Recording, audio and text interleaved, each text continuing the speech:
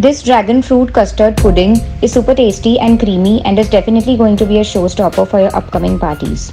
Take half cup custard in a bowl and add 2 tablespoon milk and make a semi-thin slurry.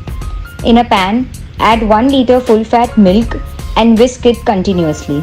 Keep the gas flame low. Add 2 tablespoons sugar and 1 tablespoon fresh cream. Now, add the custard slurry 1 by 1 spoon to avoid any lumps. Whisk continuously until the custard has thickened up. Rest aside and let it cool down. In a mixer grinder, scoop half dragon fruit and make a fine puree out of it. In a pan, add the puree with 1 tablespoon sugar.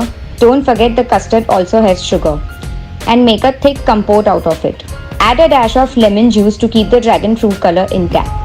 Let it cool down. Our custard has rested and is quite thick and creamy, so now let's plate it. In a glass, layer the custard one by one and refrigerate it for 1 hour. Top it up with generous amount of fruit compote and garnish it with some scooped dragon fruit and some fresh mint leaves. Your next party dessert is ready to be served.